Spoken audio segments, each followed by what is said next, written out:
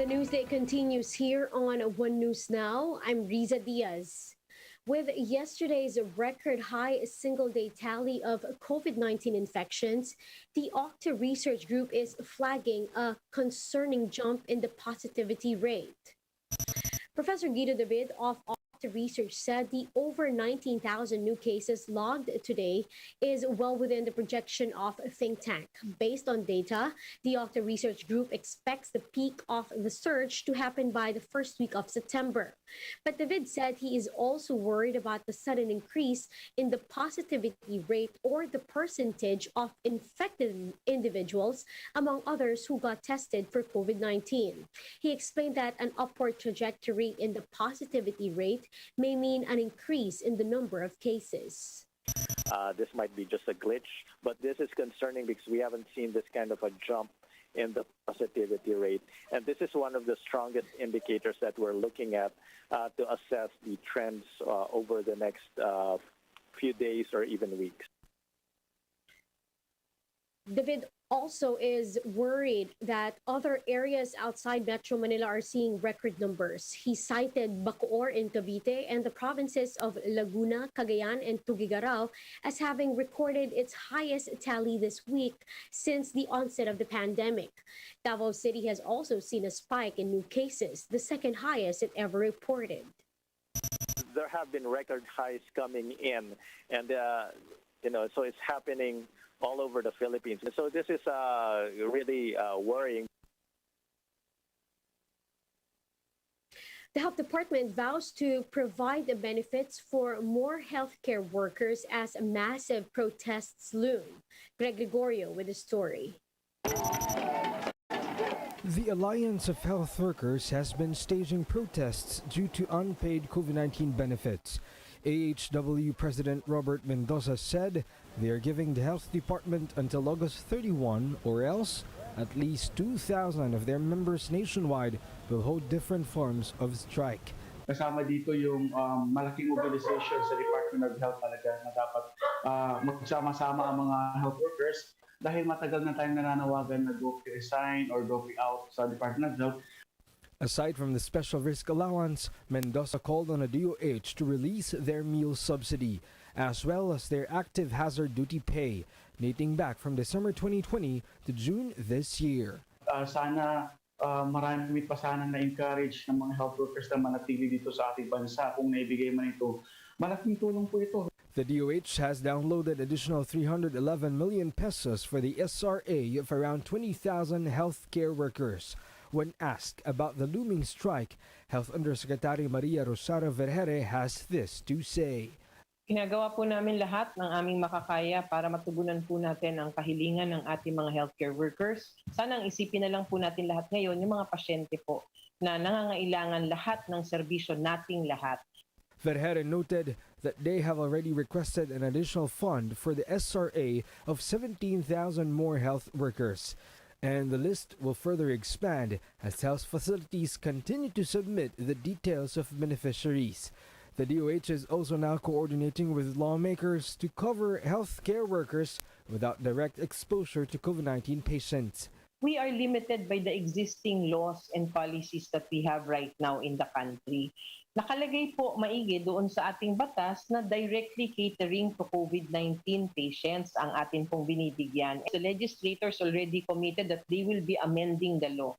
So once the law is amended, we will do that. Meanwhile, the DOH reported that almost 99% of healthcare workers have already received their first vaccine doses, and over 96% of those in the master list have been fully vaccinated against COVID-19. With this, the agency is now looking at shortening the quarantine period for fully immunized healthcare workers.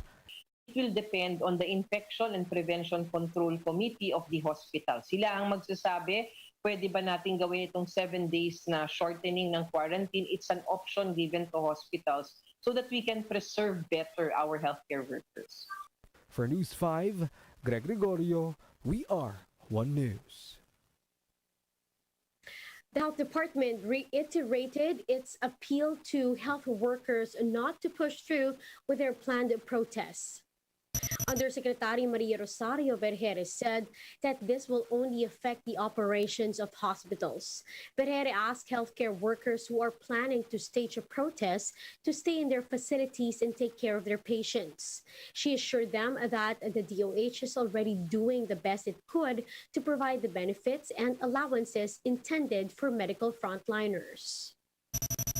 Kita naman po natin ang kalagayan o sitwasyon ng ating mga ospital ngayon na ito pong mga klaseng ganitong mga kilos or action sana po ay maiwasan muna natin. Ipagbigay daan muna po natin yung ating pagmamalasakit sa ating mga pasyente. Ginagawan po ng DOH ang ating lahat ng makakaya para maibigay po natin ang mga kahilingan at mga benepisyo ng ating mga healthcare workers. Now, due to the continuous surge in cases, more than 70 areas in the country are now under alert level 4 or at moderate to critical risk. However, Vergere said that they are expecting cases to increase further due to more detected cases of the highly infectious Delta variant. Ibig sabihin po ng alert level 4, patuloy na tumataas ang mga kaso at ang kanilang mga ospital ay more than 70% utilization na. So ito po ang mga binabantayan natin ngayon, but we expect that the number of cases will continue to increase in the coming days. We'll be back with more stories after the break. Keep it here on One News.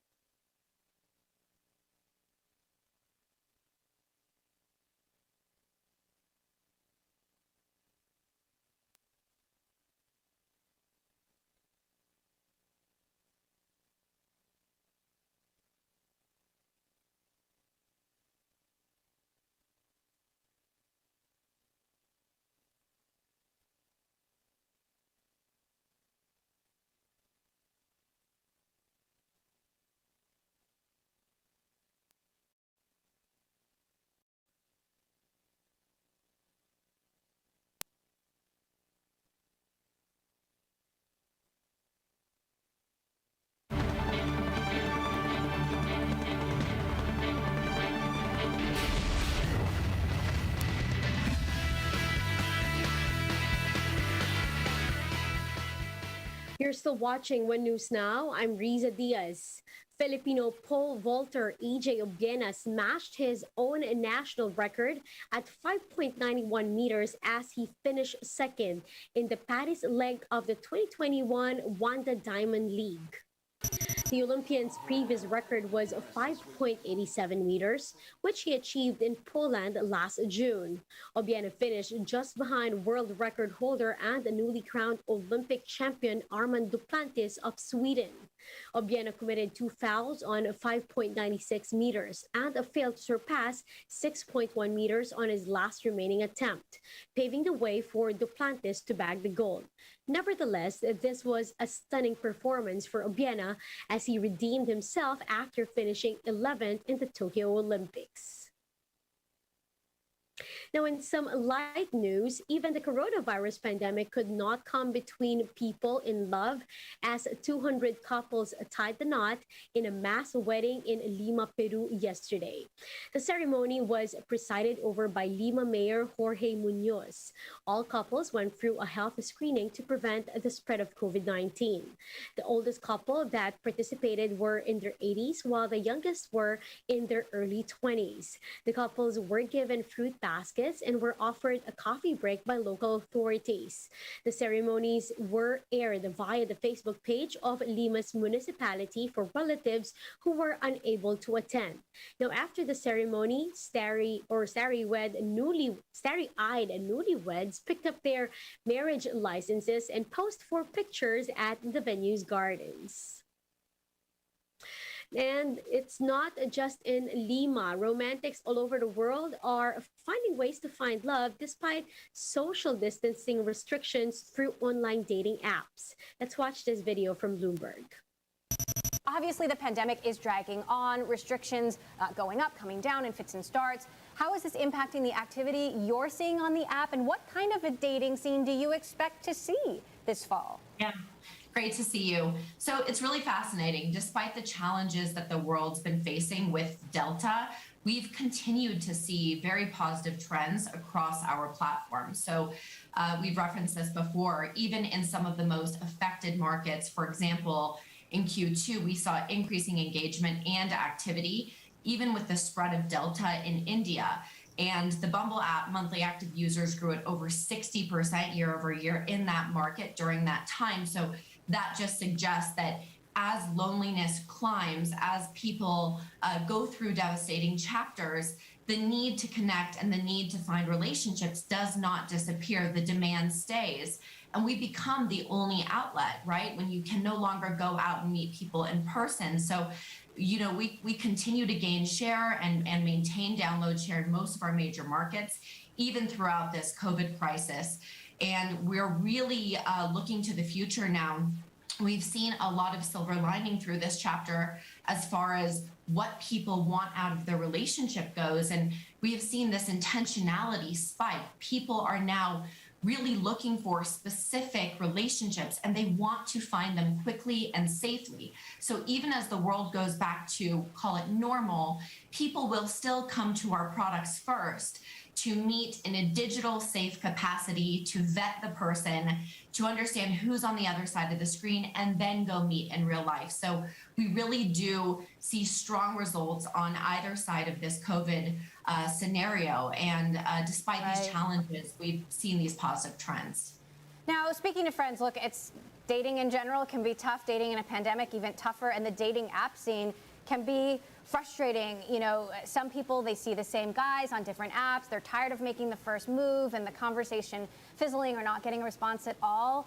What do you have to say to the people who are wondering, why should I pay for Bumble if I'm not having luck? Well, you know, this is the easiest, safest way to meet people. Going out to a bar and sitting around and waiting for somebody to walk by, this is outdated, and candidly, the luck in that category is very low. We have so many options. You can adjust your filters, you can adjust your settings, you can travel on our product. So even if you're not having luck in a particular moment, in a particular town, in a particular range of settings, you have this remarkable optionality to change what you're looking for. And so we've heard of countless stories of someone who hasn't found what they're looking for. Then they go into their intentional features and they say, I want someone of this religion, I want someone that's only looking for something serious, and I want someone that is, you know, only a social drinker and doesn't want something in the future. They can be so particular about what they're looking for, and then boom, that person they're looking for falls into their lap. And you don't have that option in real life. You cannot customize the person you want to meet out in the real world. And so technology and Bumble and our products give you this incredible opportunity to take control of what you are looking for and to find it.